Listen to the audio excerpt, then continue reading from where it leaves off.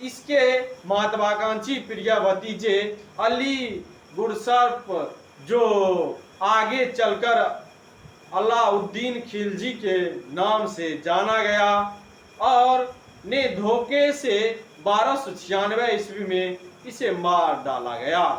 और इसी के साथ है अलाउद्दीन खिलजी से जुड़ी जानकारी जो मैं बता दूं आपको, तो वह यह है, जो अलाउद्दीन खिलजी का लालन पालन जलालुद्दीन ने बड़े प्यार से किया था और अपनी पुत्री का विवाह उससे किया।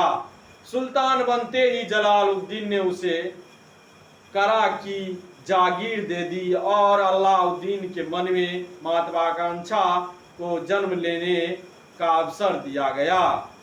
सास मल्लिक जहां उसके विरुद्ध षड्यंत्र कर रही थी, इसलिए उसकी पत्नी ने दिल्ली से पृथक अपना राज्य स्थापित करने को प्रेरित किया, और अलाउद्दीन ने 1292 ईस्वी में मालवा पर आक्रमण कर भिलसा पर अधिकार कर लिया, जिसके लिए पुरस्कार स्वरूप अवध की जागीर सुल्तान ने उसे दे दी।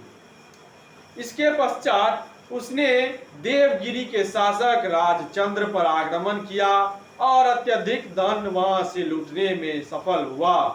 अलाउद्दीन के इस सफल अभियान ने न केवल उसे अत्यधिक संपन्न बनाया, बल्कि उसका प्रभाव विंध्याचल पर्वत के दक्षिण में भी फैलाया।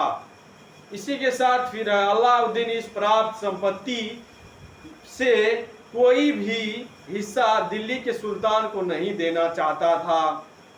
अब उसकी महत्वाकांक्षा दिल्ली को प्राप्त करने की हो गई थी, और लेकिन बुढ़ा सुल्तान भतीजे के प्यार में अंधा हो चला था और बिना कोई आवश्यक सुरक्षा व्यवस्था किए नाव में बैठकर अपने भतीजे से करा मिलने चला गया, जबकि उसकी विश्वास पात्र अहमद चाप ने उसे काफी समझाया, परंतु वह न माना, जिससे उसे अपनी जान देकर कीमत चुकानी पड़ी।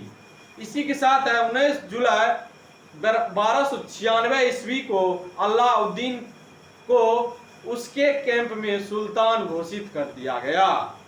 तो मैं बता दूं आपको, इसी बीच दिल्ली में मलिका जहां ने अपने छोटे बेटे को रुकनुद्दीन इब्राहिम के नाम से गद्दी पर बैठा दिया, जबकि उसका बड़ा पुत्र अरकली खां कुछ कारणों से अपनी मां से नाराज था और मुल्तान में भी रहा। और इसी के साथ है अलाउद्दीन ने अवसर का लाभ उठाया और तेज बारिश में दिल्ली पहुंचा। इब्राहिम ने दिल्ली में उसका मुकाबला किया, लेकिन दरबारी उसका साथ छोड़कर मुल्तान भाग गए और वह पराजित हुआ।